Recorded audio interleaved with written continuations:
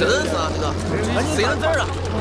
谁认字？你念念呗，赶紧念呗，咱瞅一下子，赶紧的。啥呀？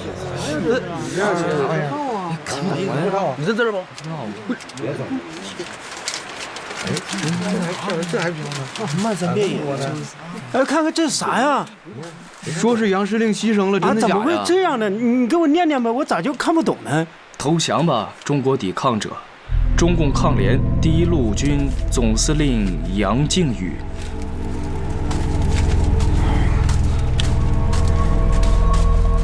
总指挥，杨司令已经……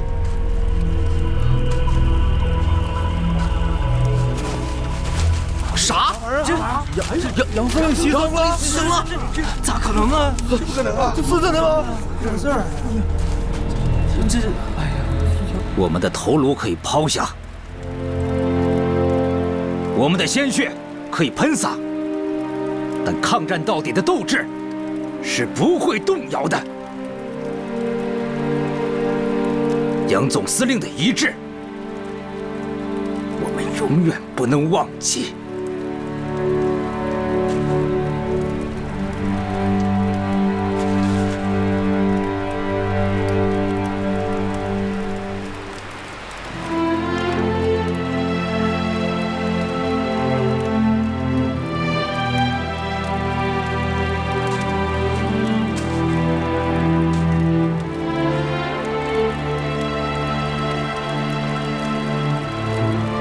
日寇侵占我东北10年了，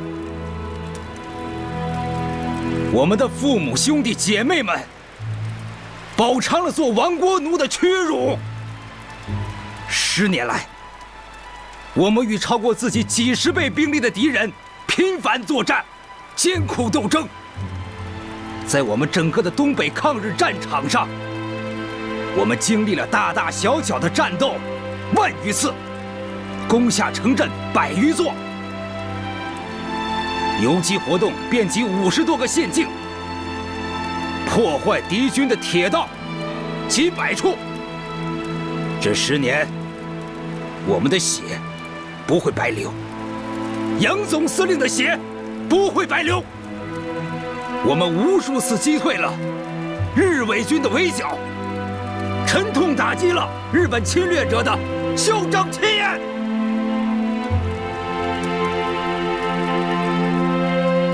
同志们，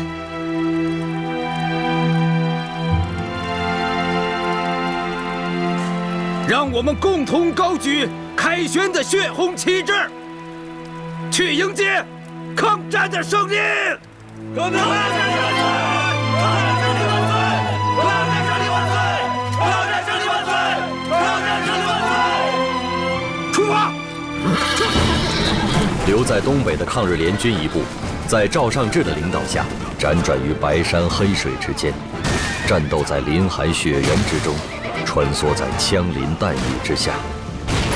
他们不畏艰险，坚持斗争，向着敌人的炮火挺进、开拔。他们扛起了鲜红的抗战大旗，将热血洒遍了东北的每一个荒郊。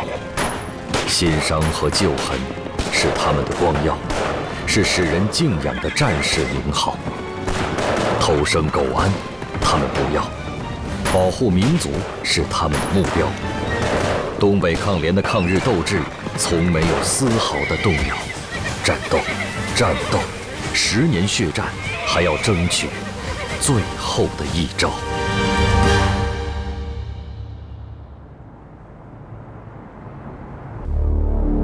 1940年3月30日，汪伪政府在南京挂牌开张了，一群跳梁小丑，一张张汉奸的嘴脸，一个逆历史潮流而动的注定短命的伪政府。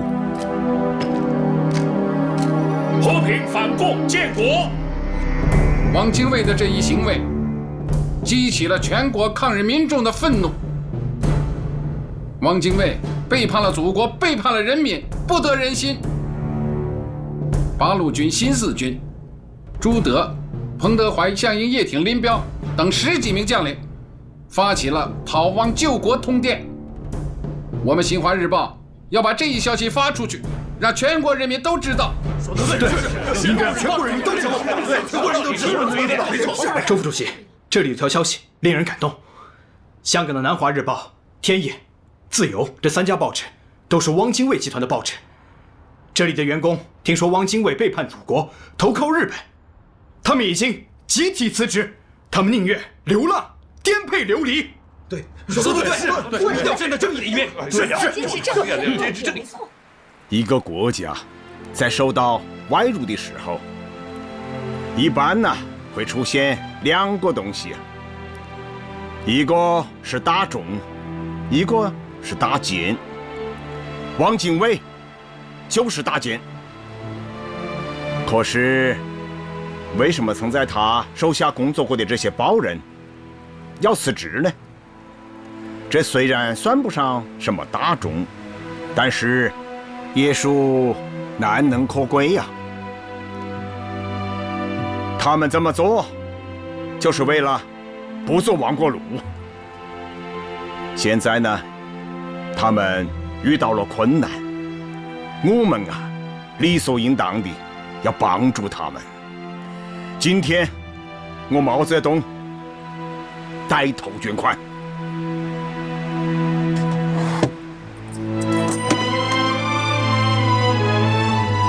毛主席，我也捐。毛主席，我也捐。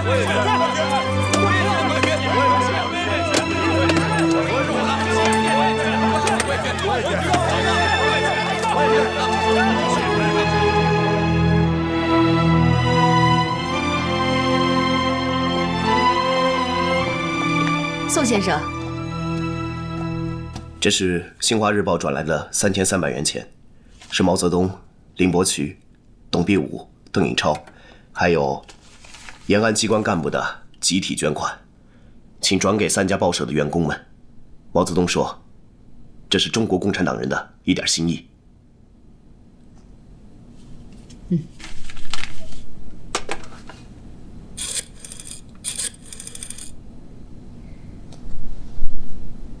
是工会吗？是。你们派个人过来，有捐款，是共产党的捐款。好的。开个收据吧。好。开个收据吧。那我抬头写什么呢？抬头写新华日报社吧。不，抬头就写中国共产党。好的。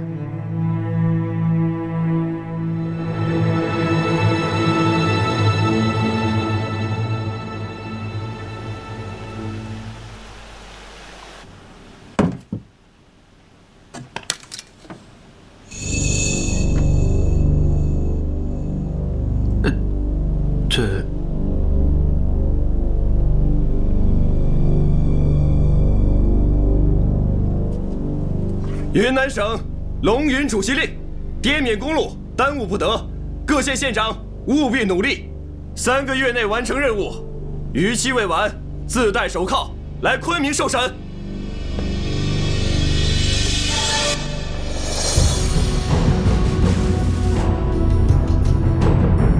请。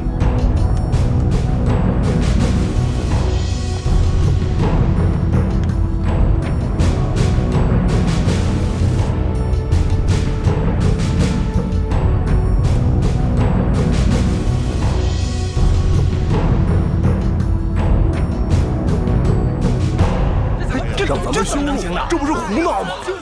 县长，你不是开玩笑吧？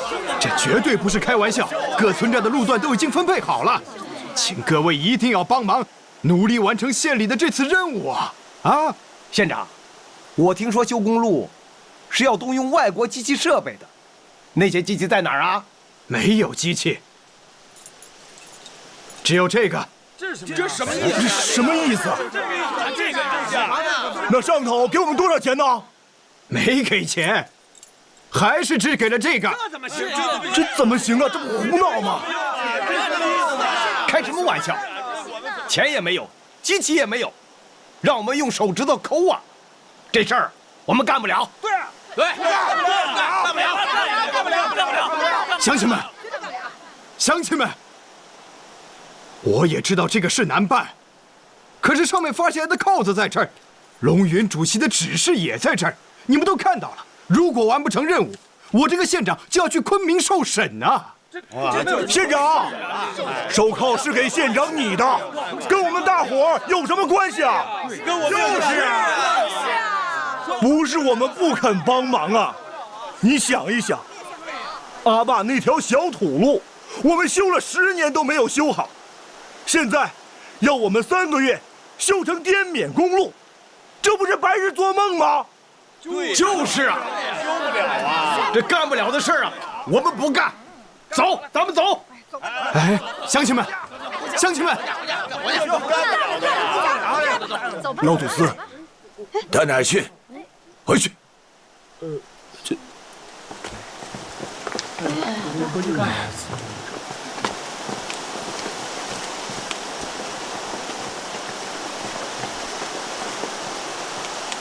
县长，托司大人，各位乡亲，听我说，龙主席号召大家修滇缅公路，不是为了云南；王县长派工派活，也不是为了他自己呀，这是为了抗战。我们只有把公路修通了，把国外的军事物资运到国内，运到前线，我们才能打败日本鬼子。大家平常不是说要抗战吗？这筑路就是抗战呐！对呀，我们应该是抗战，应该抗战，不然我们家都没了。就是，这就是抗战。对，为了抗日，我们是不该讲条件。你们说，我们该怎么干？说吧，说吧，怎么干？我们要怎么办？怎么办？你说吧，你说吧，你说吧。我们现在就回去，动员各村寨的百姓，自带粮食，自带工具，就是没有国外的机械，没有钱，咱们用手刨，也得把路刨出来。好，刨出来，刨出来，一定要修路。县长，你这是干什么？就这么办。县长，乡亲们，你们的大恩大德，我王锡光在这里替政府跪谢了。县长。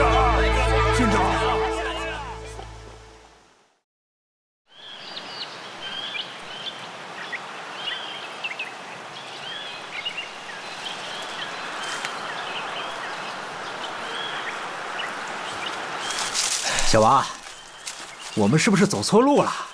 没有，应该是这里没有错。哎，段总工程师，段总。哎，段总。嘿，段总，陆副局长，段总。哎呀，你好，你好。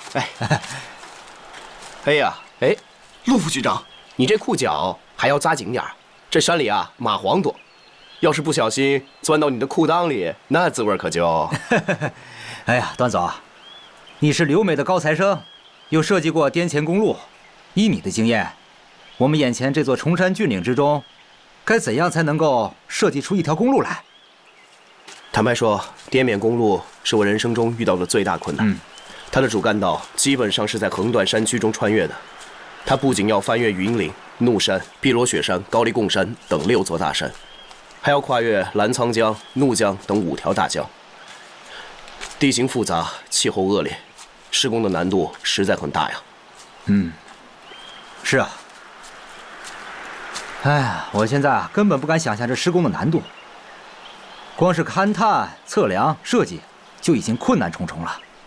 你看，我们一路从下关来到这里，沿途80%是崇山峻岭。其中50%是坚硬的岩石，这584公里的主道，起码要修建200座以上的桥梁。龙云说，3个月的时间能够修好滇缅公路，哼，依我看，3个月，就连砍树割草的时间都不一定够呢。陆副局长，你是上海人吧？我是江苏人，之前在上海读过书。所以你不明白乡下人的吃苦耐劳。我是云南白族，从小就了解这大山和这山里的人。我相信啊，云南的老百姓一定能够让你看到一个工程史上的奇迹。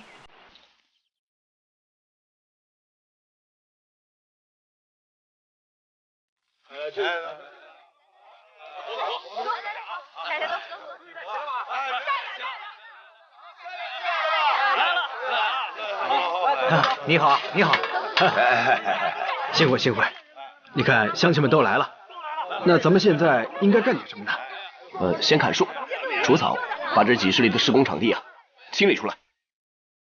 都听见了，小伙子们，上山砍树，其余的人都清理藤蔓。等一等，咱们砍下来的树啊，留着做杠杆；砍下来的藤条呢，都编成绳子。咱们修公路用得上。好。哎，你来工地上做什么呀？来干活呀，我会烧水、做饭，还会砸石子、铺公路。啊，我跟你说啊，我们10里8乡的乡亲们都来了，我们自带干粮，自带被褥，自带工具，你们走到哪儿，我们就跟到哪儿。不修通公路，我们绝不回家，绝不回家，绝不回家，绝不回家，绝不回家！乡亲们，乡亲们，我代表政府，谢谢大家了。滇缅公路沿线近30个县，先后大约20万人，被各县国民政府以劳工名义招募到筑路工地上。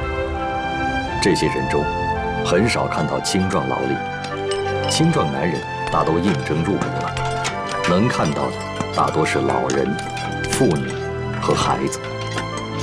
各种各样的民族，各种各样的语言，各种各样的口音，各种各样的服饰，靠着肩扛手凿，在世界上最崎岖的山区修筑一条上千公里的公路。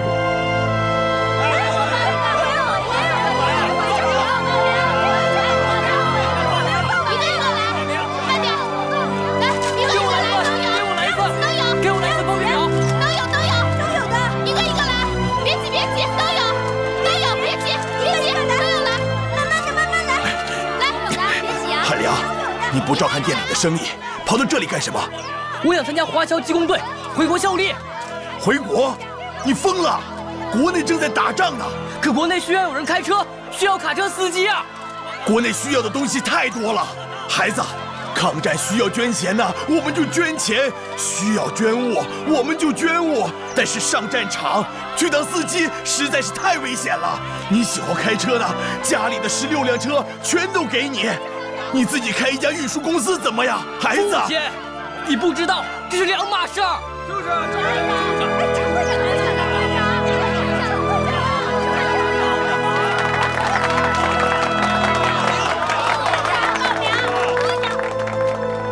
同胞们，自从抗战爆发以来，咱们南洋的华侨那是出钱出力，总共捐款2000万元，捐物那更是不计其数。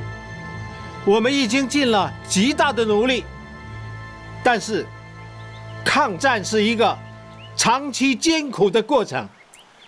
这一次又到了咱们报效祖国的时候了。这是一封刚从祖国发来的10万火急的求援信，信上说他日寇封锁了咱们中国的海路，大批的抗战物资滞留在海外。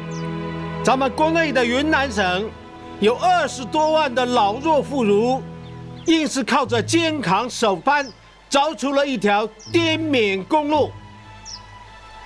这可是一条抗战救国的生命线呐！同胞们，有了公路，可是国内目前缺少汽车，更困难的是没有汽车驾驶员和汽车修理工。大家说怎么办？我们华侨参加华侨技工队，回国抗战！回国抗战！陈会长啊，我已经辞掉了摩尼公司的工作，决心带一批修理器具回国参战。文松啊，你是上有老下有小，你走了，家里怎么办呢？顾不了许多了。祖国是我们华侨的根，我们的根呐！国亡了，根也没了，我们哪儿还有家呢？我们是摩尼汽车公司的员工，我们报名参加华侨技工队。陈会长，我是百洋服装厂的老板，我不会开车，但是我愿意捐献给所有归国技工每人1套中山装，2套短便装。雨欣橡胶厂捐献1辆卡车，每人2双胶鞋。万隆百货送每人1条毛毯，还有毛巾、脸盆、热水壶。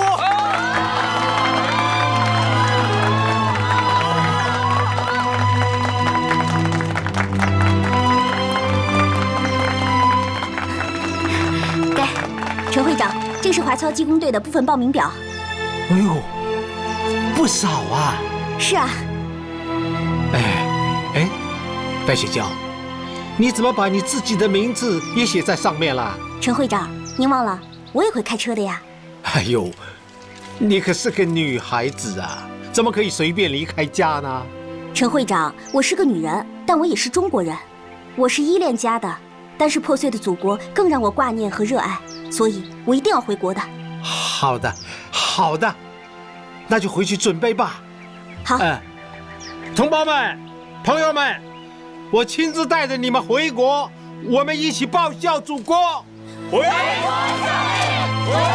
长，陈会长，我向咱们华侨技工队捐献16辆汽车，我再把我唯一的儿子也交给你，让他去滇缅公路开车、修车。就算替我报效祖国，报效祖国，报效祖国，报效祖国！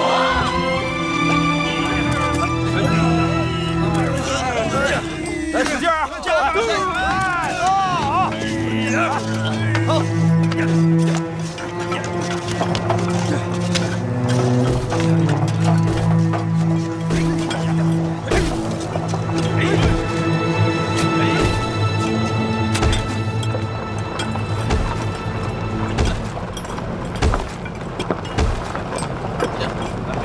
我们脚底下现在就属于滇缅公路的路段了，可是通没通，我还真的不清楚。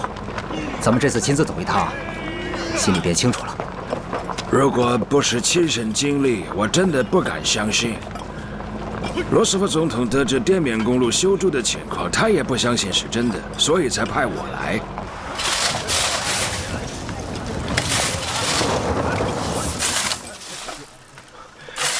不好意思，前面路不通了，我们下车走走吧。好的。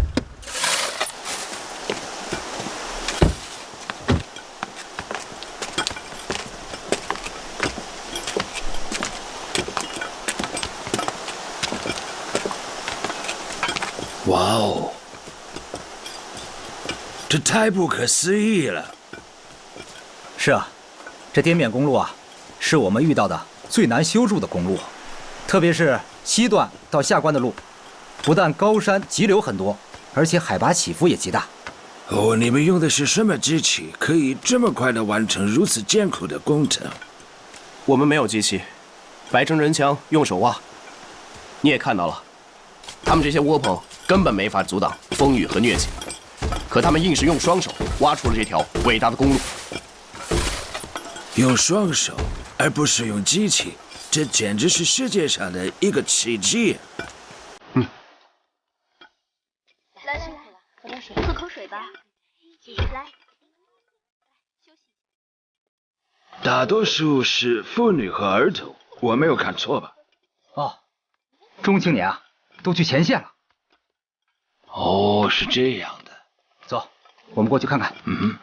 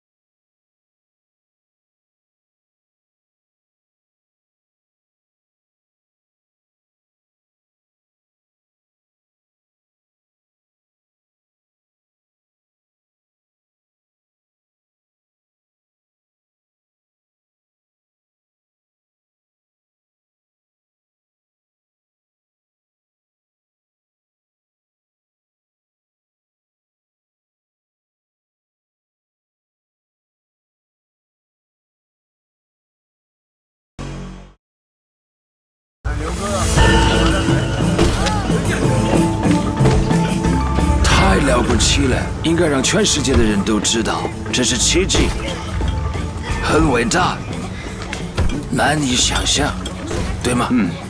是啊，这奇迹是用20万各族劳工的血汗和数千具骷髅造就的。每段路上都有为这条公路捐躯的白骨啊！太震撼了。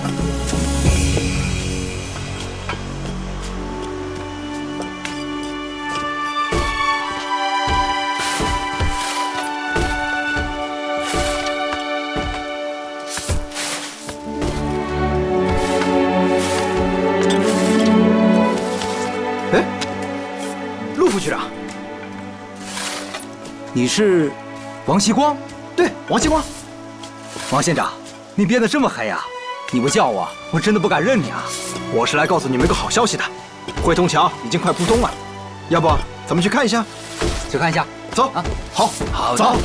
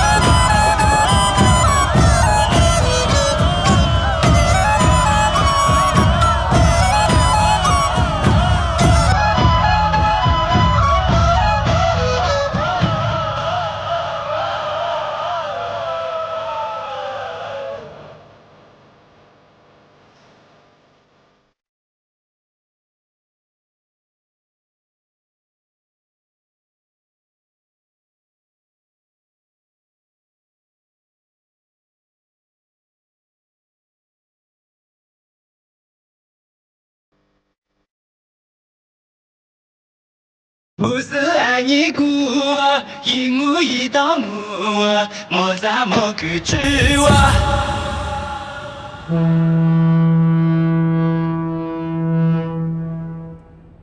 来，沈先生，请用餐。好。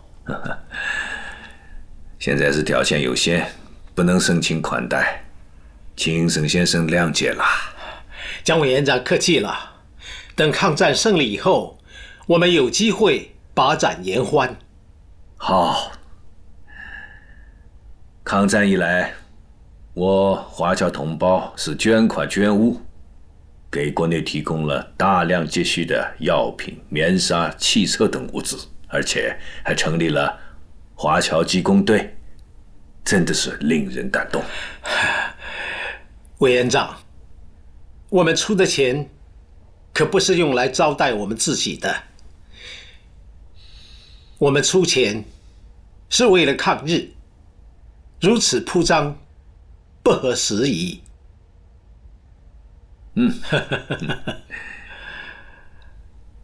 但沈先生是东南亚的华侨领袖，我们理应如此盛情啊！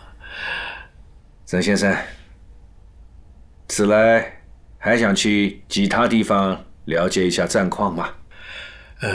如果交通方便，想去下西安。西安之后呢？如果方便，想去下延安。可以。不过，我听说延安的医院里没有什么伤员。委员长的意思是？我没有别的意思，一是他们的伤员好了就上前线，在二嘛，也有人讲他们没有和日本人打，而我是不可能相信的。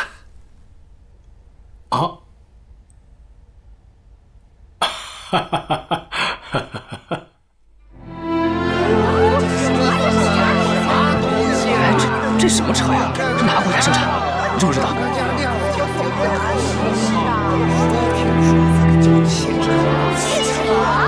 是煎饼子吧？这个好不好？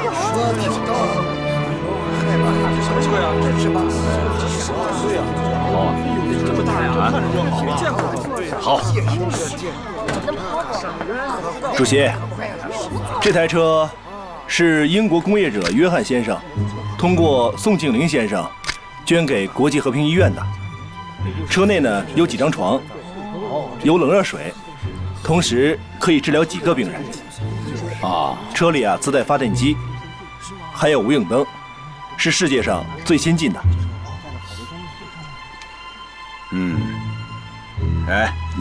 这可是个好东西啊！好东西啊！这个车啊是从英国上船的，是在香港组装的。宋先生知道咱们八路军急需药品和毛毯，主席都在后面的车上呢。宋先生可谓是雪中送炭呐。我们得感谢他。走，走。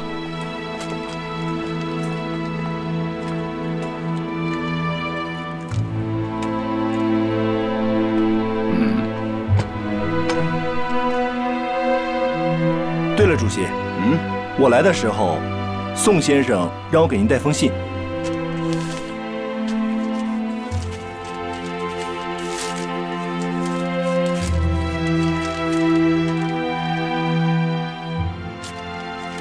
杯水车薪呐，宋先生，这可不是杯水车薪，可真为是一片冰心呐。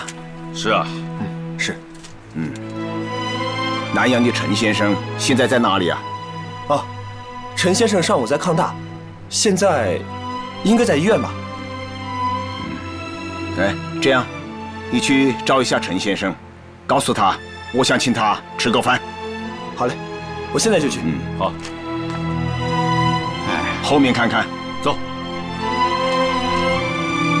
他们说这可以让百姓昭明，万邦协和。事实是什么样的呢？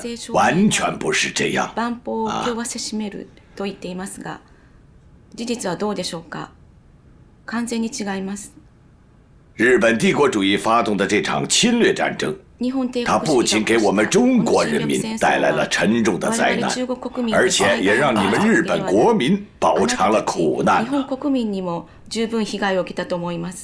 现在，在你们国内，有很多人已经开始觉醒了，纷纷起来反对战争，在太行山地区成立了日本觉醒同盟支部。在延安也要成立东方各民族的反法西斯代表大会，大家一起起来，打倒日本帝国主义，反对战争。日军弟兄们，你们可以想一想，在这场战争中，我们本来可以是很好邻居的中日两国人民。现在你们却像强盗一样闯进邻居的家里、朋友的家里，烧杀抢掠。你们想一想，这能够达到万邦协和吗？你们再想想，在这场战争中，我们两国人民都付出了很多很多，中国人民在受难，你们本国人民，包括弟兄们，你们自己也在经受苦难，这能够达到百姓昭明吗？报告，主席，陈嘉庚先生来了。好，快快有请啊，请。陈先生，陈先生，炕上坐吧。来，炕上很舒服的呀。毛先生，那我就试试。哎，坐。陈先生啊，现在是延安最苦的日子了。你是远道而来的客人呐，但是我们实在拿不出什么好东西来招待你呀。和老乡啊买了一只鸡，实在是不成敬意啊。而且最近日军飞机又来空袭，我们的电厂也给炸坏了，窑洞里啊有点暗，还请陈先生多担待哟。不，毛先生，这里有光明。哎，那我们就吃饭吧。啊，好，好。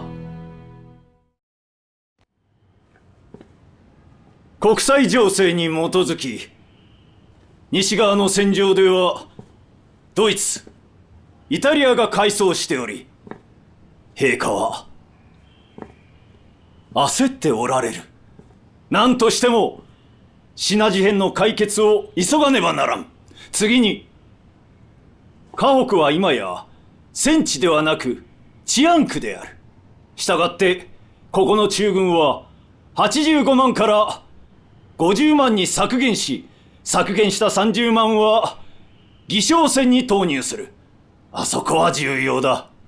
派遣軍が義勝に侵攻する。決意に変わりはない。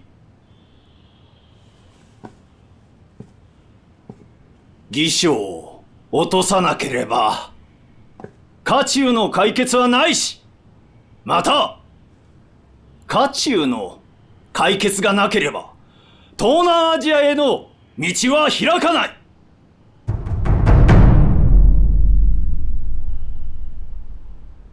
欧州はすでにドイツ、イタリアのものだが、我らはどうか。第11軍を増員いたしましょう。日程を決めてほしい。はい。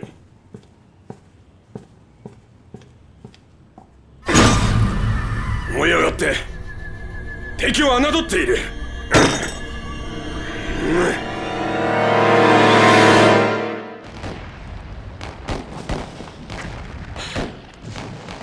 总司令，总司令，敌人就要打过来了，这里太不安全了，请撤到安全的地方。苏联顾问，伤兵和文艺兵都撤了吗？全部都安全撤走了。这我就放心了。你们知道吗？军人除了保家卫国，更重要的是什么？那就是忠诚，忠诚于国家，忠诚于民族。是啊，司令取自近臣，意思就是竭尽自己所有的热情、热忱和忠诚。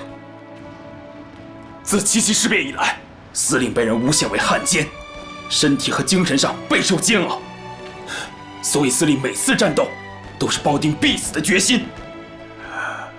在临沂，如果我牺牲了，那正好是以死明志。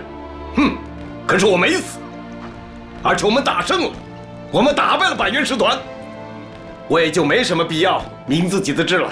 啊，我们现在要做的就是好好杀敌。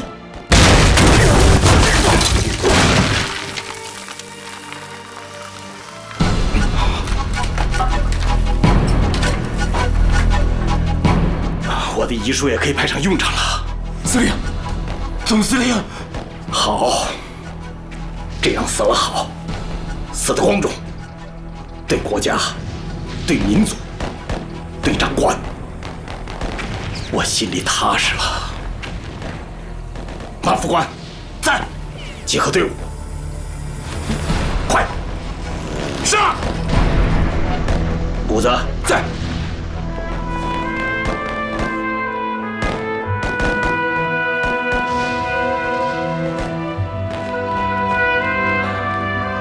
把我的枪拿来。是。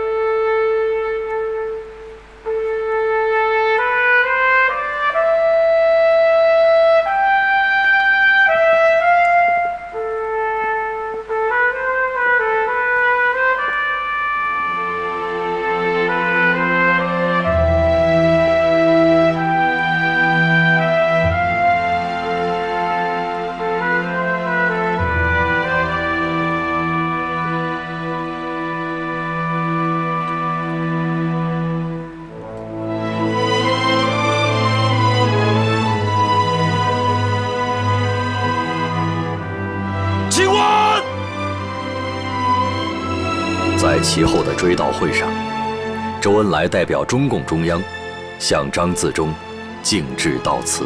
张自忠上将之殉国，不仅是为抗战树立了楷模，同时也是为了发挥我国民族至大至刚的气节和精神，尤其是在抗战接近胜利而渐为过于往常之时，更需要这种精神，不动摇，不妥协，咬紧牙根，牺牲一切，以度过中华民族解放之最后一段的艰苦行程。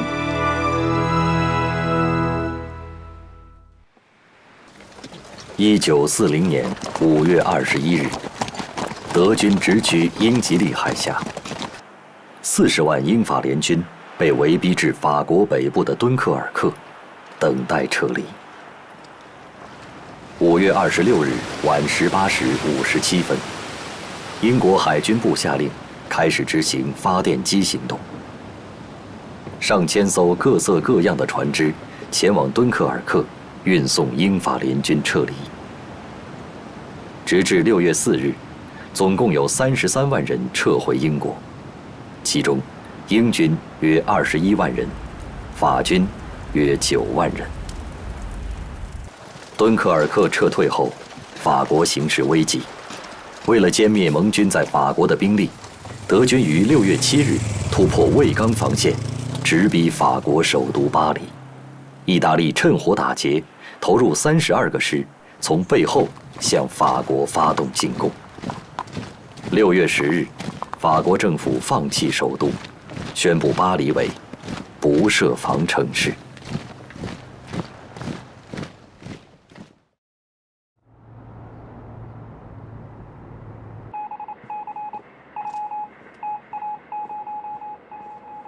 次がここ。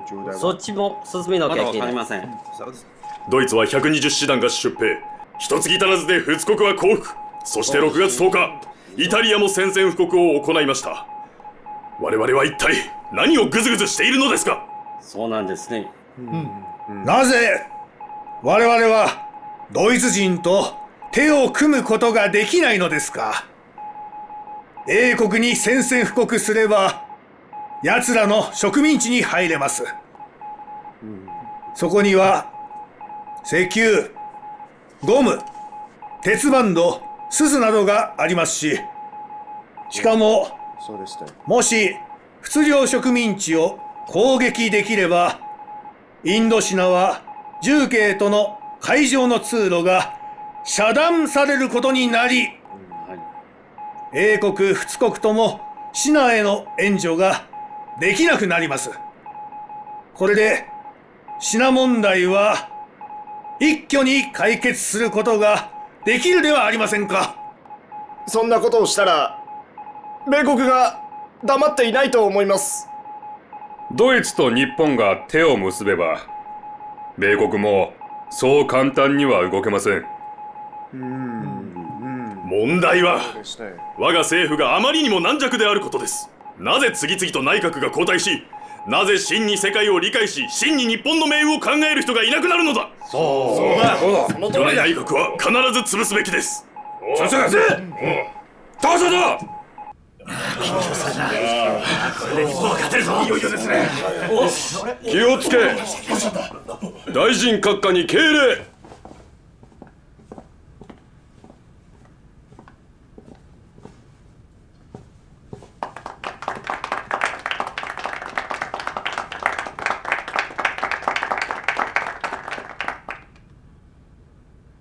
諸君、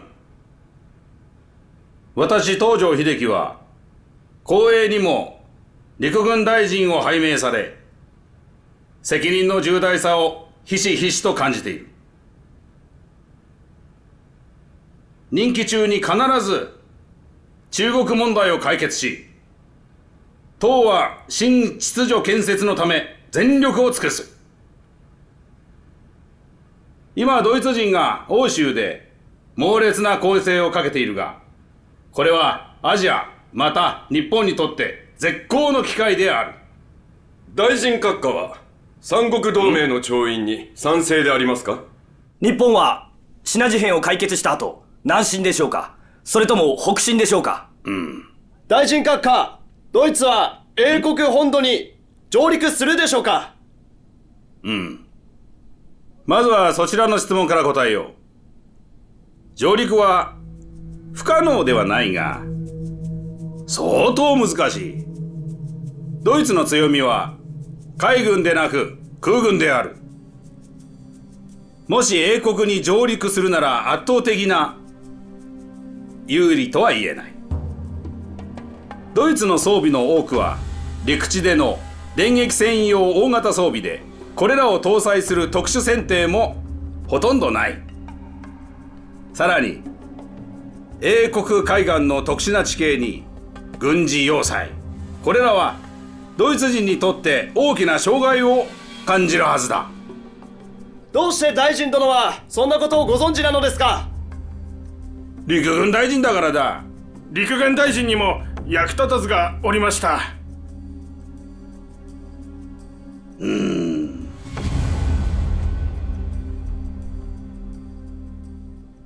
目の前にいるこの役立たずも、君の年の頃は駐ドイツ大使館の武官だったからな。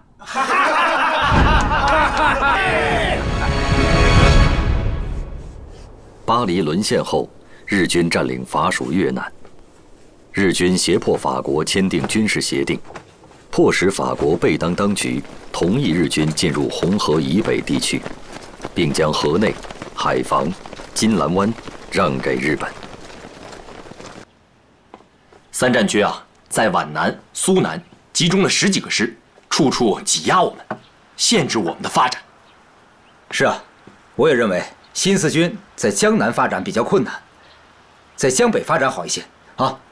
就拿彭雪枫来说吧，他的3个连已经扩大到了12个团，李先念的部队也从几百人扩大到了9000人呢。在斗争中求生存，在斗争中求发展，这是我们一贯的方针。我们的力量壮大了，就会有人看不惯，要搞摩擦。但是我们只有坚持发展，给摩擦者以反击，才能够巩固自己，克服困难。反摩擦是对反动派和投降派的斗争，这种斗争不是为了促进分裂，而是为了防止分裂，是巩固、团结、统一和坚持抗战的最有效的办法。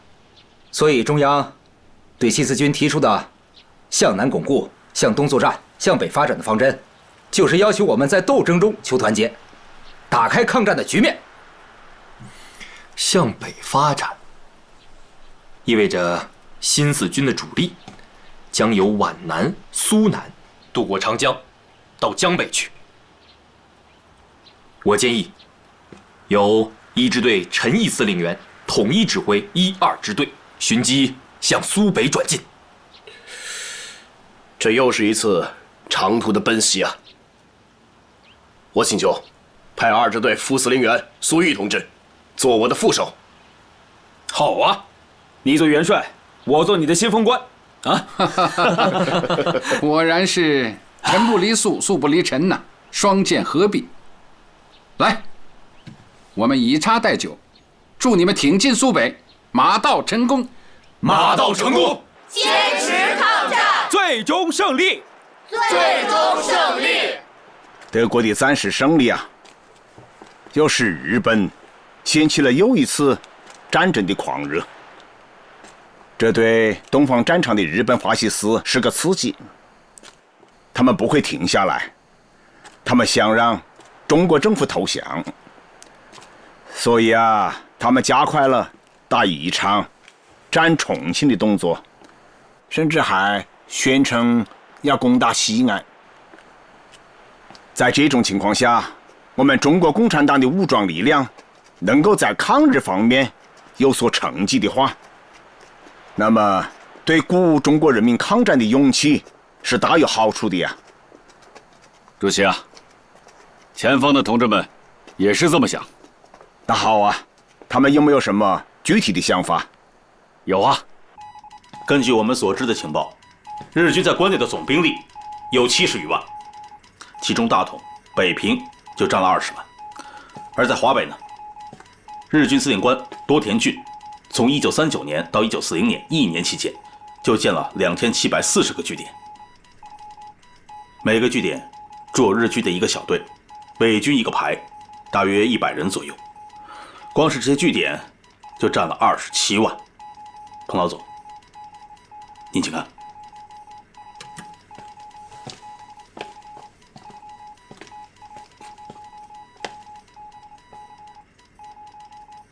我们这一线正面的日军，包括3个师团的全部，2个师团的2个连队，5个独立混成旅团，1个骑兵旅团，共25万人，150架飞机，还有15万伪军。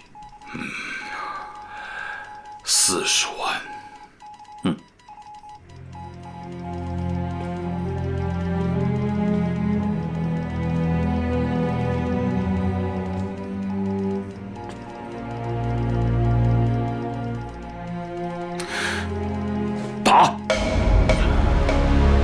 打就等于拖住了40万的敌军，打就是对正面战场最好的支持，打就是对世界人民的贡献。向军委发报，报告我们的作战方案。是。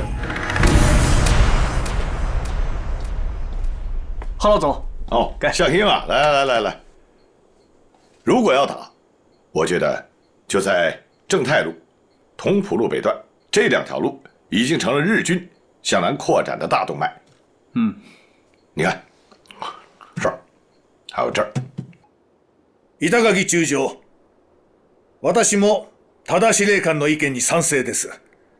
信濃編でどこが重要かというと、私は個人的には河北だと思っておりますし、河北の要は共産党の軍隊です。共産党軍がいることにより、赤色政権があり、この政権があることにより、それに従う民衆がおります。これは危険極まりないものですぞ。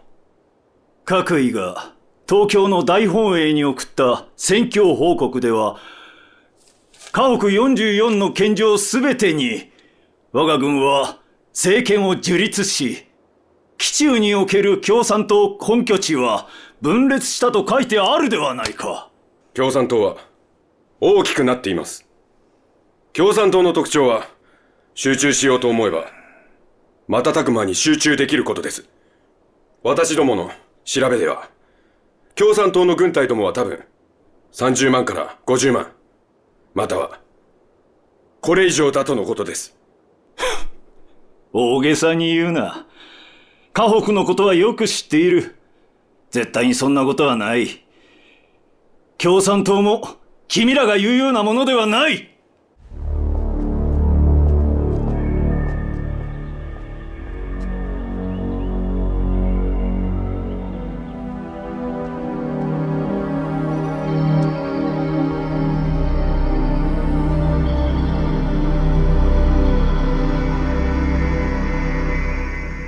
今年夏秋以来，日本法西斯利用德国横扫欧洲，在英美无暇东顾之际，企图加紧解决中国的问题。他们在军事上发动了枣宜战役，对重庆实行了惨无人道的大轰炸，又在政治上对某些高层人士频频诱导，使得国内尤其国民党统治区的部分人的悲观妥协思想日趋严重。何社长，哟，副参谋长，我也写了几句，你看行不行？哟，对于共产党领导的华北抗日根据地，日寇正囤积重兵，实施以铁路为柱、公路为链、据点为锁的囚笼政策，企图不断缩小八路军的抗战空间。因此，我们有必要组织一场大规模的军事反击，给敌人以当头一棒。副参谋长，写得真好，当头一棒。只要你觉得可以就行了。副参谋长，这次大反击咱们出动多少部队啊？等仗打起来你就知道了。不但你知道，还要让全国人民都知道。您放心，我一定加进去。好，那我先走了啊。哎，啊，师长，您讲几句。好，我来说几句。同志们，从整个中国讲，日军侵略咱们中国，占领的土地是大半个中国呀。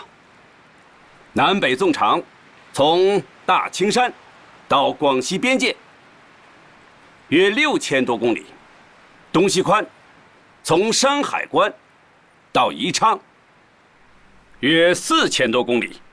那么日军维护他们的占领区，必须依靠现代交通。所以日寇也讲，只要保证了交通，灭亡咱们中国只是时间上的问题。人们讲打蛇打7寸，我们打他的交通，就是打在了他的7寸上。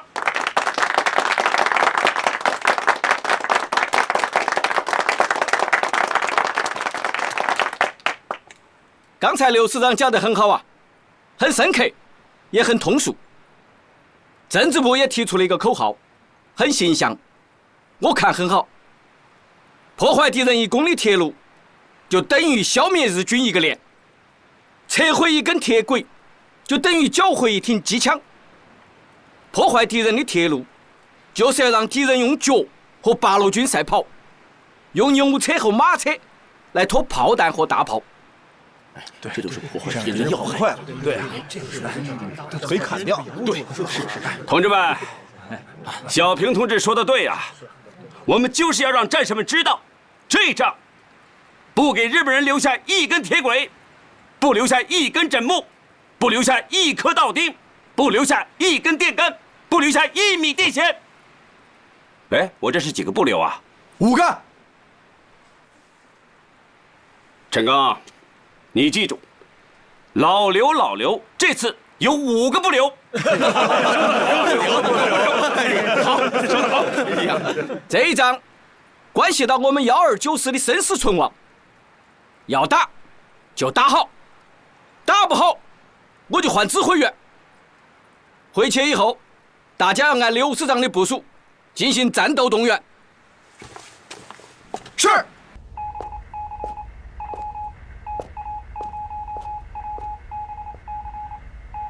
彭总，可以开始了吗？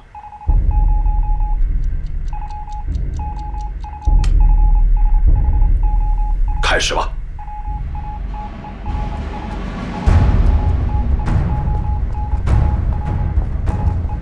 发布吧。是。现在发布战役命令。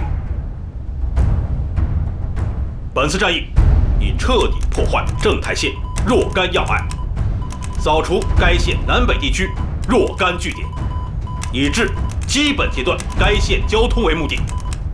战役部署：一、聂集团主力约10个团，破坏平定东至石家庄段正太线，破坏重点应在娘子关东段。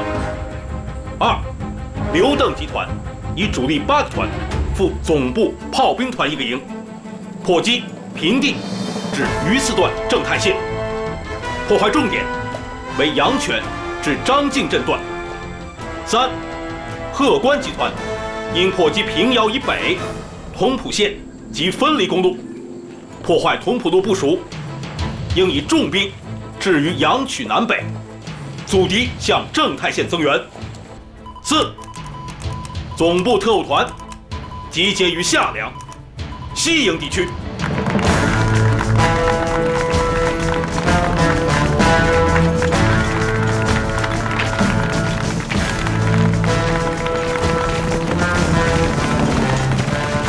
班长，参军1年多，我还没遇到过今天这么大的阵仗。你还别说，这也是我第一次遇到。这可是抗战以来八路军最大的行动。是吗？那可要好好打，给咱们团露露脸。你呀，把脖子伸直点。现在咱们班露个脸再说。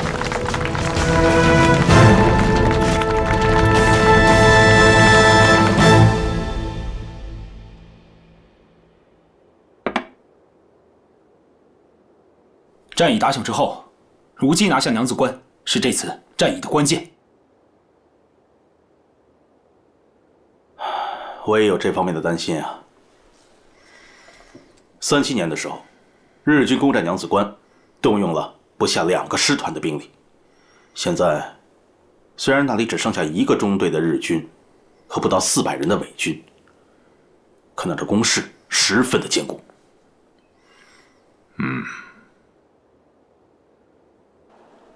所以最好的办法就是把池田中队调出娘子关。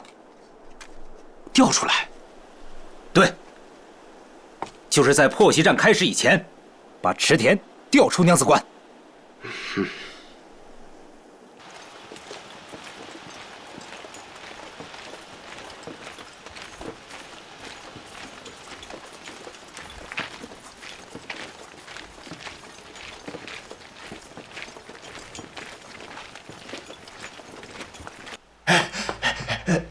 池田太君，有情况，有情况啊！李尊长，不要慌，慢慢讲。什么情报？程家路方向来了好多土八路。有多少人？多少人不知道，但是村子里已经住满了。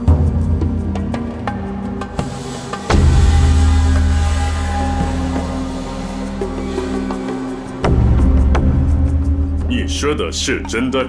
是真的，绝对是真的。太君，太君，太君，有情况！太君，情况，八路的情况啊！太君，有情况，八路的情况。什么情况？太君，有一支八路军刚从我们村子走。你为什么不走报告？我被他们关起来了。他们住了哪里？程家垄。太君，确实是程家垄。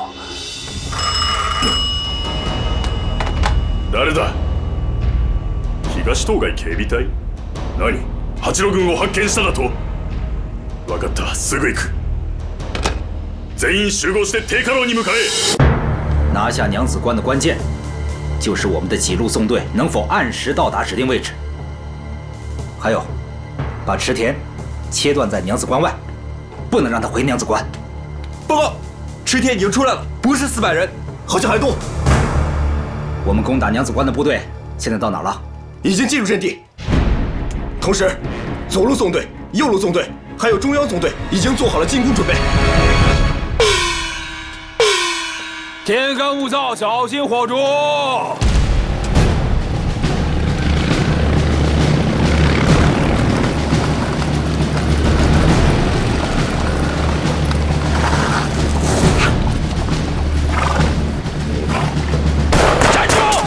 别跑！站住！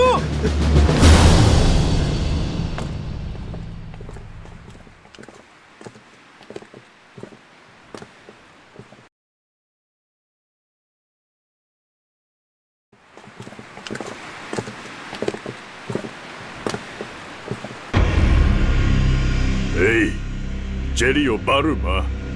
有1辆车。那巴鲁的人呢？听说他们要去打娘子关。娘子关？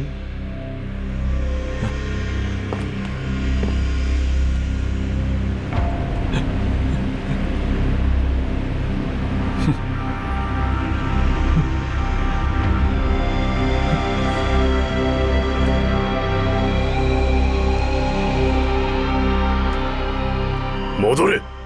はい。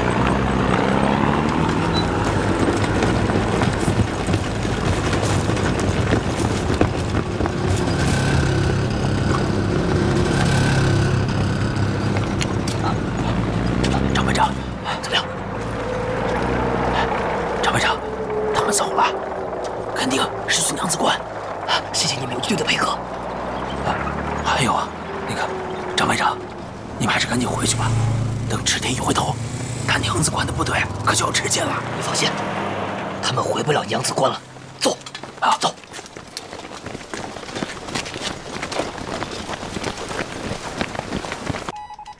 你是郭天明吗？是。池田该回去了，把他拦住，狠狠的打。明白。打！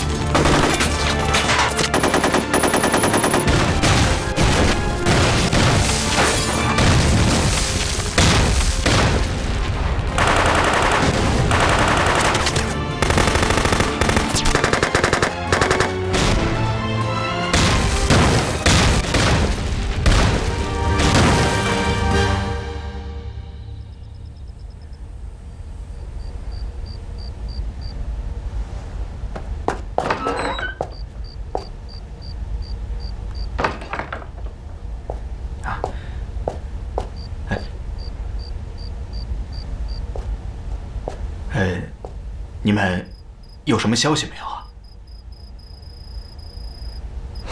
还没有收到战报。还没收到战报？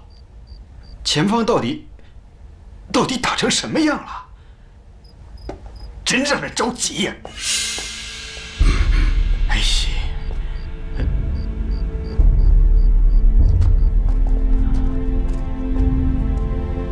彭总，前方情况怎么样？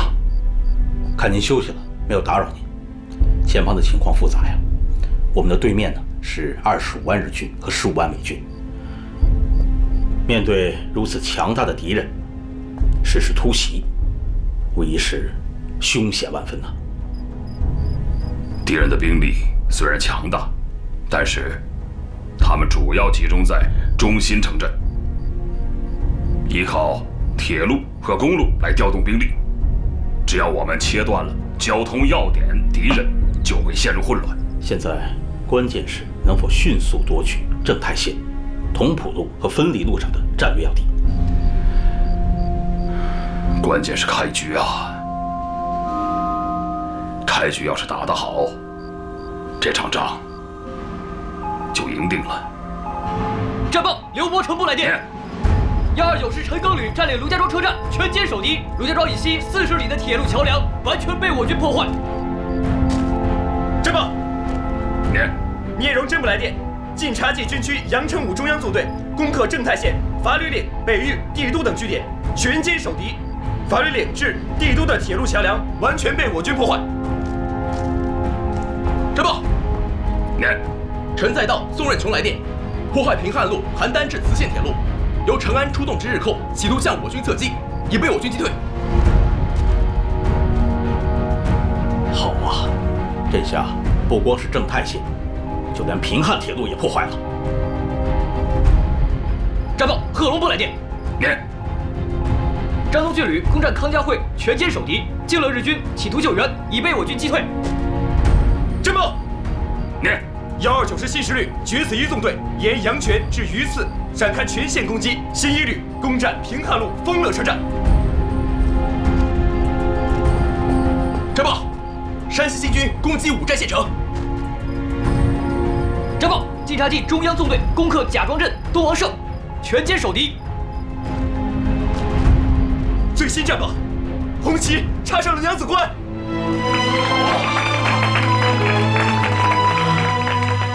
警行呢？警行煤矿必须给我拿下来。是。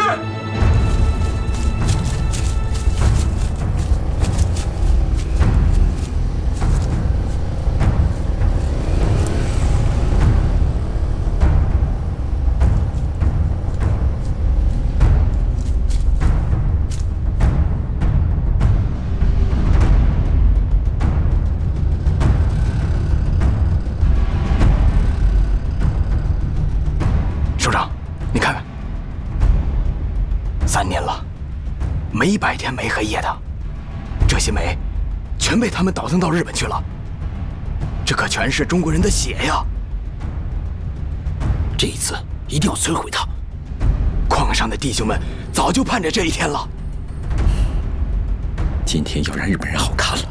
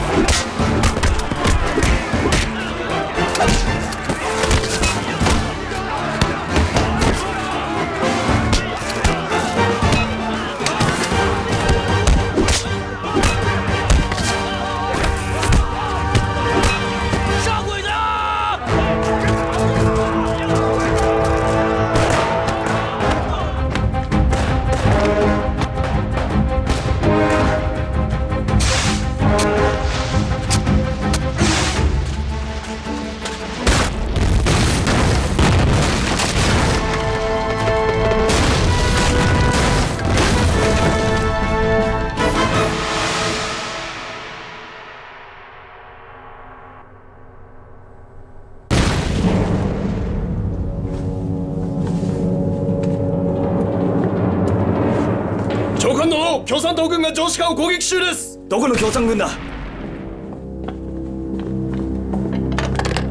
おい、城市間を繋がらない？すぐに繋げるんだ。無駄です。軍部との電話でさえ繋がりません。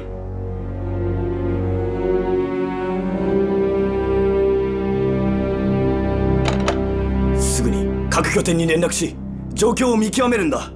要線警備隊に伝え準備を整えさせろ。共産党は必ず要線を攻める。はっ。长官大人，どうした？警讯扩大。同志们，迅速打扫战场！快！迅速打扫战场！快！这还有2杆枪。迅速打扫战场！那边好。快撤离战场！快点儿！快走，快脚下！快！都快点儿！跟上！快！迅速撤离！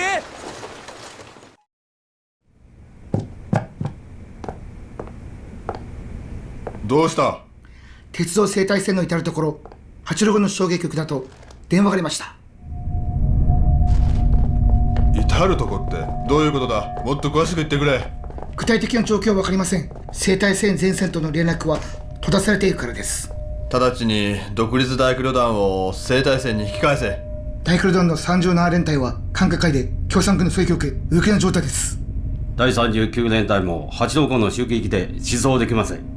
トンフールの西団の36、38、40団の拠点も攻撃を受けました。ならば本洋の独立第16旅団は？奴らは大工旅団とほぼ同じです。今のところ源平あたりに駐在した第3旅団はあまり襲撃を受けてないようです。ならば第3旅団を増援させてみてはどうだ？同フロの北端が広く破壊され、彼らは南へ移動できません。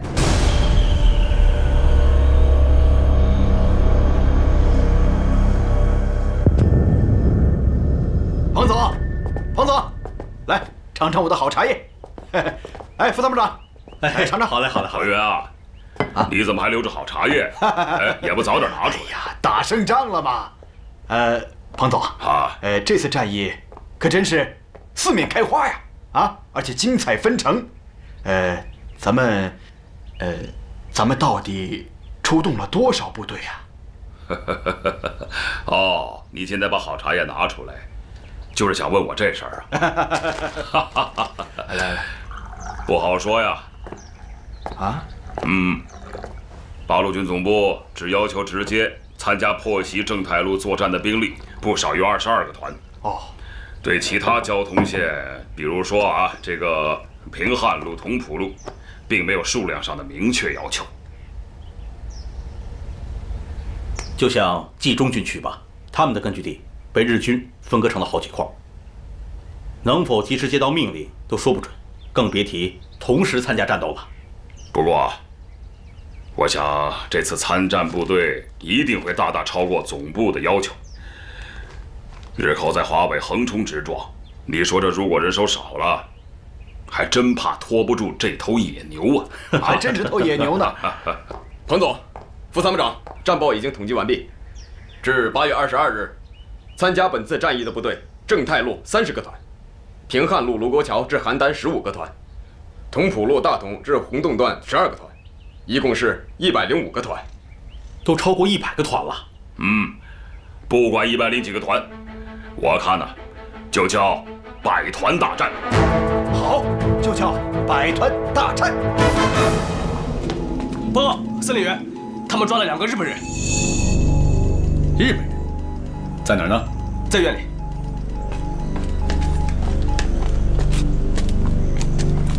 刚才不是说2个日本人吗？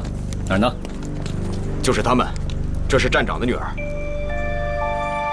站长被炸死了，他是罪有应得。去年矿上发生的瓦斯爆炸，这个该死的站长勾结日本矿长，为了保住煤矿好采煤，竟然下令封死了井口，1000多名矿工弟兄都死在井下。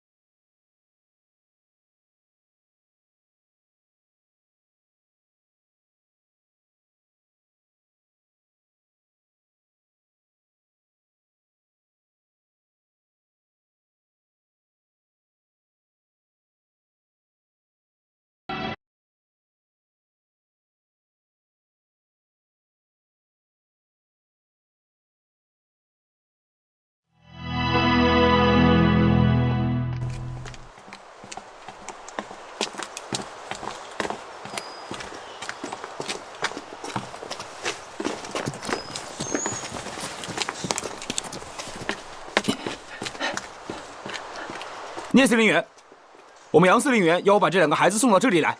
怎么回事？当时我们冲进矿里，经过一个房子的时候啊，听见里面有2个孩子的哭声，我就把他们2个给救下了。我也没想到他们是日本人，可后来他们2个一直哭，说的话我也听不懂。这个时候我才知道是日本人。当时我就想把他们扔在那儿给不管了，可后来一想，他们2个毕竟是孩子，我就给，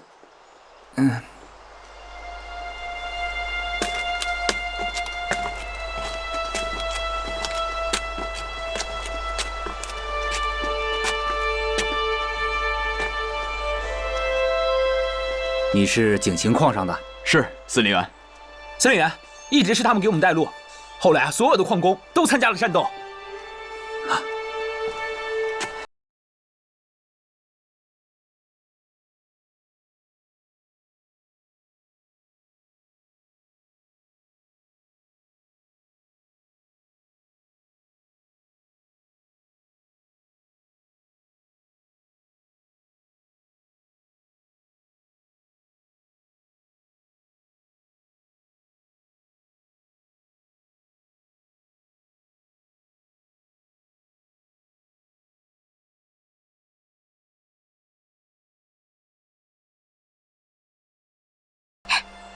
你叫什么名字啊？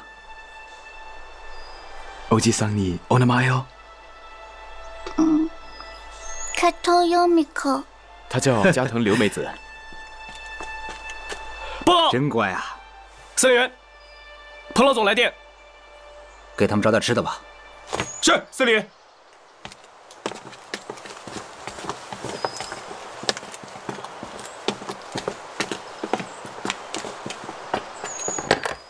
我是聂荣臻。聂荣臻同志，你们已经很好的完成了任务，你们可以执行下一个方案。好，我们按总部的指示办。好。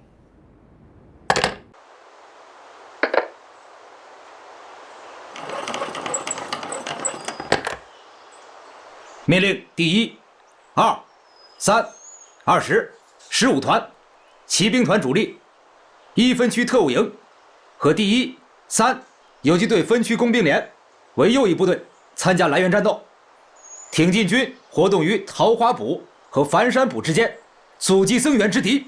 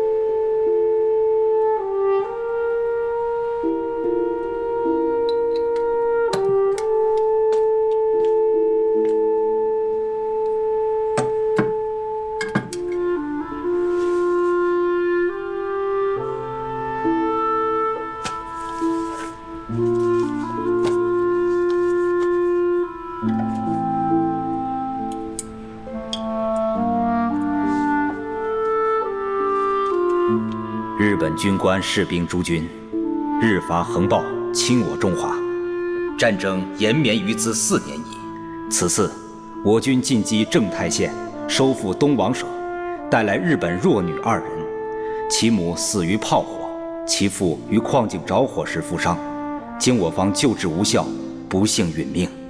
于此伶仃孤苦之幼女，经我方收容抚育后，兹特着人送还。我八路军本着国际主义精神，治人治义，有始有终，必当为中华民族之生存与人类之永久和平而奋斗到底，必当与野蛮之日伐血战到底。深望君等幡然觉醒，与中国士兵人民齐心协力，共谋解放。聂荣臻，8月23日。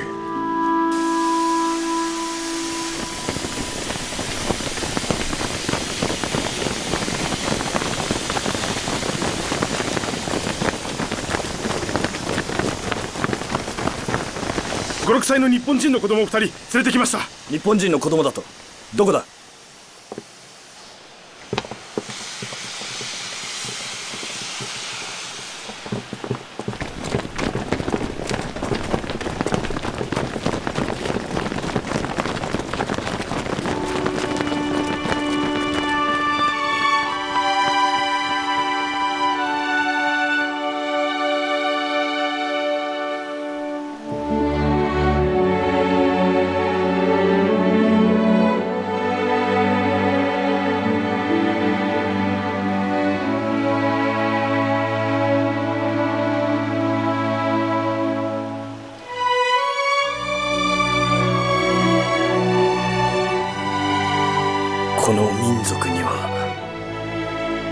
永遠に勝てないのかもしれない。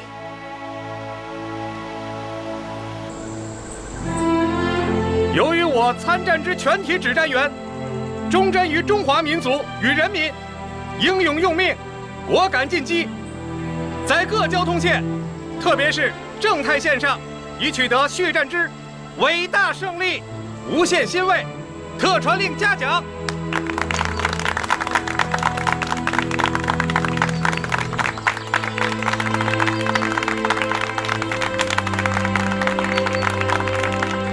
此次百团大战，是抗日以来我们华北战场上空前未有的自主积极的向敌寇进攻的大战役，对于全国抗战形势与华北整个战局均有重大意义。百团大战将成为中外战史上最具光辉的名词。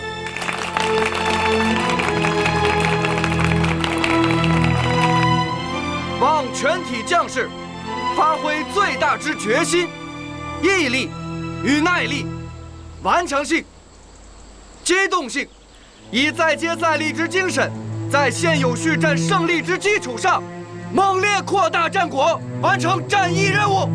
再接再厉，扩大战果！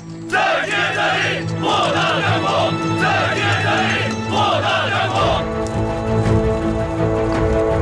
百团大战破袭了日军华北方面军控制的平汉、津浦铁路北段、北宁、正太、平谷、北口、仓石、德石等铁路公路的全线和平绥、同蒲铁路的大部，多次中断交通，断其补给，并拔出了深入抗日根据地的一些据点，从而沉重地打击了日伪军的囚笼政策和巩固华北占领区的企图。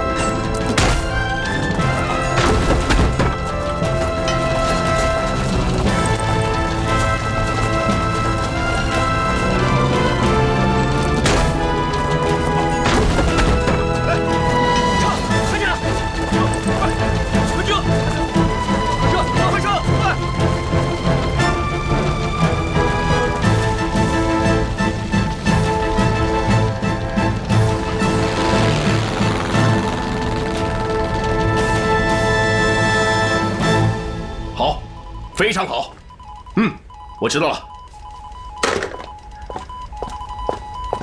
师长、政委，战斗和你们所预期的一样，陈赓和陈锡联的宝压中了。征台路现在是既没有铁，也没有路了。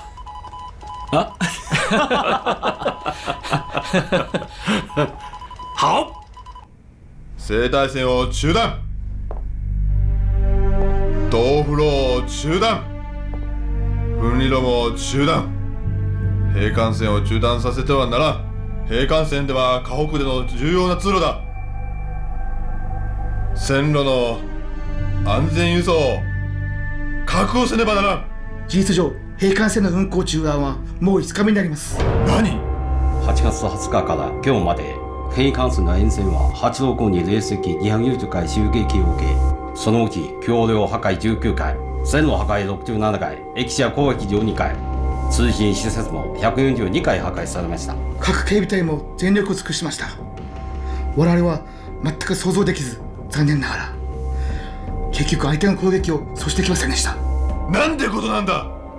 あんな粗末な装備で訓練もされていない軍隊がこんなに強い戦力を持っていたとは。どういうことなんだ。そうです。共産軍のゲリラ戦術は非常に巧みだと聞いておりましたが、大規模集団攻撃もできるとは知っておりませんでした。共産軍の編成が小さいですが、競争指揮官は豊富な軍事経験と相当高い指揮能力を持ってます。今まで八路軍の総兵力が10万人を超えないと我々の判断力は明らかに間違っていました。それと奴らの組織力と負けじ魂も我々の想像以上でした。確かに八路軍は質でも量でも河北戦場の主力となっている。だから我々は戦略を練り直し、共産軍を今後の軍事上の主敵とするのだ。いいか、分かったか。はい。戸田司令官に打点せよ。私は北営に行って面談する。百团大战，我们八路军把日寇打瘫了，打懵了。但是敌人并不甘心失败，他们调集了华北方面军第1军、驻蒙军和华北方面军的直辖部队，并从国内抽调兵力，新编组了一个101混成旅团，对我抗日根据地实施报复性的扫荡。这其实是日军作战的一个规律，每次失败之后必然出兵报复，失败的越惨，报复的越凶，而且常常是败兵刚刚收队，企图趁我抗日军民消化胜利果实的时候，打我们一个措手不及。所以啊，日寇的这次扫荡一定比以往更加残酷。经过2个月的战斗，我们各个部队都相当的疲劳了，但是在这个时候，我们就更应该发扬连续作战、不怕牺牲的作风，保卫抗日根据地。总的部署是这样的：平西地区的反扫荡作战应以游击战为原则，消耗疲劳敌人，但不做大的决战。129师应以不少于3个团的兵力逼近正太路，120师以4个团的兵力破击雁门关南北之同浦路，冀中军区应以有力部队破击平汉路。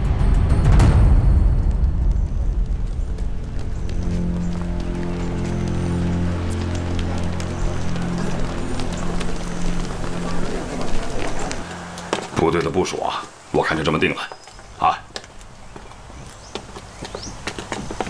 哟，彭总，赤兰同志啊，你这是要跟随后勤部一起转移吧？啊，是啊。宝贝，我的宝贝又要睡小木箱喽。哎，什么小木箱啊？哦，孩子小，我给他钉了个小木箱。行军转移的时候啊，就让他睡在木箱里边，又安全又方便。你想得很周到嘛。嗨，周到什么呀？这孩子出生都那么长时间了，连名字都没取。今天大家都出发了，我还在这里等着，就是为了让他给拿个主意。要不然，这一分开，又不知要过多长时间了。哎，对了。干脆，咱们现在就让彭总给孩子取个名字吧。好啊。哎呦，给小孩起名字我可不在行啊。就让您来吧。我想想啊，刘伯承师长给他的孩子起名叫刘太行。既然咱们这里属太北军区，哎，我看小家伙啊，就叫左太北，怎么样？左太北，他出生在太行山北路。咱们战斗在太行山战场，这个名字好，就叫左太北了。嗯，谢谢彭总。哎，好，你也抓紧准备吧。啊，左权同志，这次反扫荡斗争，晋察冀边区是主力，要把党政军民充分的全都动员起来。啊，另外，把部队集结在适当位置，准备彻底消灭掉1、2路进犯之地。是。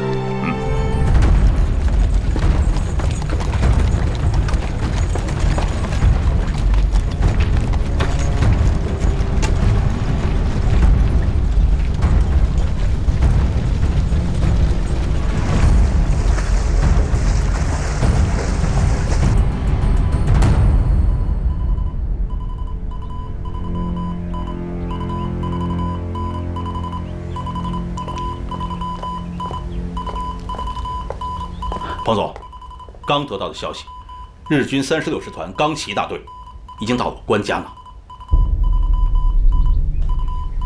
这里，距离我们这里只有13里地。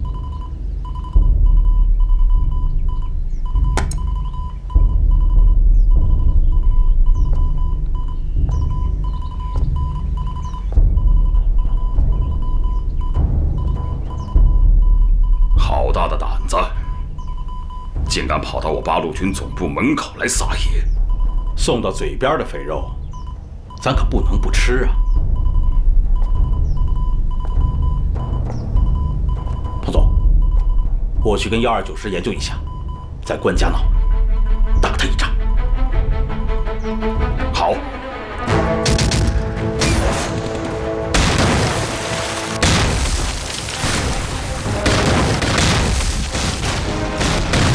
彭总，回指挥所吧，这里太危险了。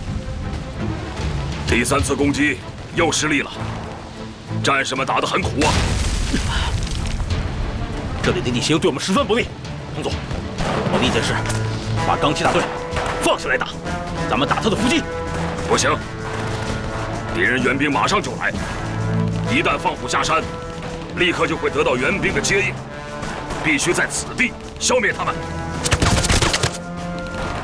彭总，让我们上吧。日军很善于利用地形构筑工事，火力配合也很合理啊，硬拼是解决不了问题的，必须想办法打掉他们的火力点。前方崖顶下面的斜坡是什么土质？有黄颜色，是黄土坎儿。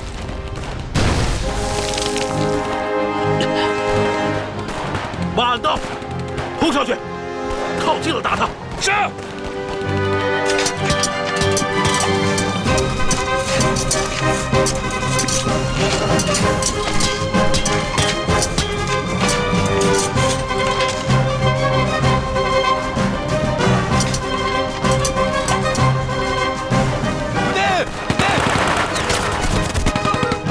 小李，小李，后面的来。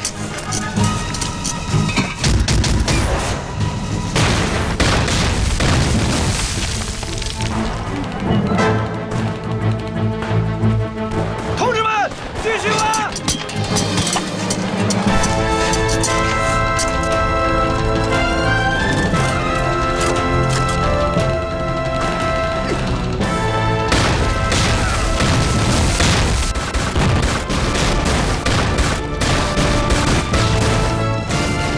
中国共产党领导八路军发起的战略性进攻战役——百团大战，历时5个多月。仅在前3个半月中，共进行大小战斗1820余次，攻克据点2990余座，歼灭日伪军46000余人。此役，八路军伤亡17000余人。百团大战粉碎了日军的囚笼政策，迟滞了日军南进的步伐，打破了日本逼迫国民政府投降的图谋，有力地支援了国民党正面战场，极大鼓舞和坚定了全国人民夺取抗战最后胜利的信心，打出了中国共产党和八路军的声威。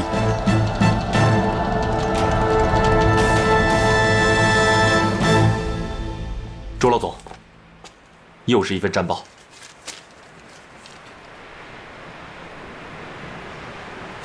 好，戴远同志，马上把百团大战战报报给重庆。以前是1周一发，从这个战役开始要1天一发。告诉重庆，八路军在打仗，而且在打大仗。这时候，卫立煌的近18万人马下到中条山，那华北局面可就不一样了，那就不是百团大战了，是千秋大战。朱老总，我们完全可以向蒋介石提出这样的意见。不，提了也没用啊，蒋介石不会采纳的，不会的。给我念念吧，魏总。他们在第1要报中说，河北景兴煤矿被他们捣毁了，日本人自己估算大概损失1亿元左右。哼，1亿元，他们要是不来中国，1分钱也不会损失。另外，第18集团军司令部和野战政治部报来的战报，他们分4个方面。魏总，我是不是捡重要的向你汇报一下？不，全都念吧。是。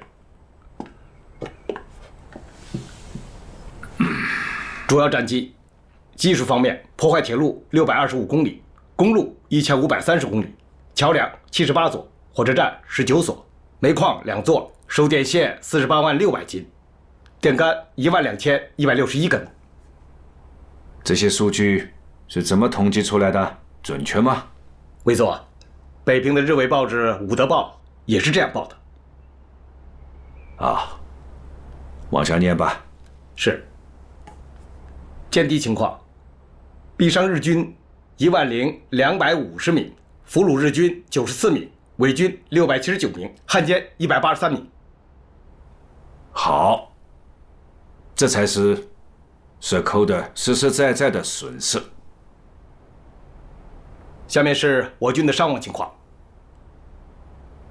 我军？啊，魏座，这是他们的口吻。好，是。もしもし。はい、了解です。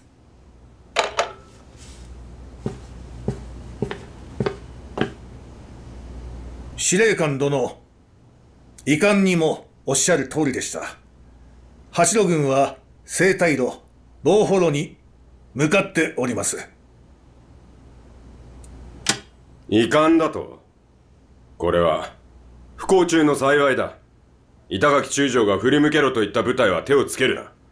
思い上がって敵を見くびっている。2、3の師団を動かしておきましょうか。36、37、41師団か。はい。一兵も動かすな。いいか、中条山地区にはまだ英律校の27万の中央軍がいるのだからな。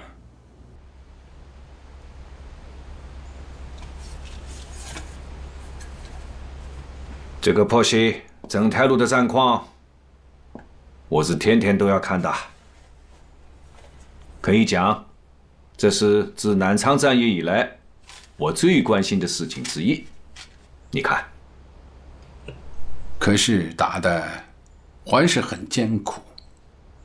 这个我晓得，连刘师长、贺师长也都上了前线，还听说日本人使用了毒气。陈锡联所部伤亡大吗？上千人。上千人。转告陈锡联，他在阳明坡一战，政府是要给他记功的。另外，我已经命令委勒王所部配合第18集团军的行动，可不知道为什么你们在二哨就停止了行动啊？第一阶段到9月10日，第二阶段马上就要开始。如果说第一阶段是为了破袭正太路，第二阶段是为了扩大战况。好，这一仗总体打得很好，连日本的报纸都在说，在中国虽有党派之争，可是在抵御外敌上却完全一致。原来国民政府即使是允许有不同的意见呐，但是有些地方不听招呼，这就会让轻则通，走则快，那是绝对不容允许的。委员长说的极是啊，可是今年年初，日军扫荡我根据地，国民政府山东省主席沈鸿烈指挥新四师和海军陆战队突袭我军，而且还扬言宁亡于日，不亡于共。有这种事情吗？是的，而且他们还说见人就抓，见枪就下，见干部就杀。八路军已有1350人被杀。恩来，我会彻查此事，请放心，我不会让这样的事情再发生的。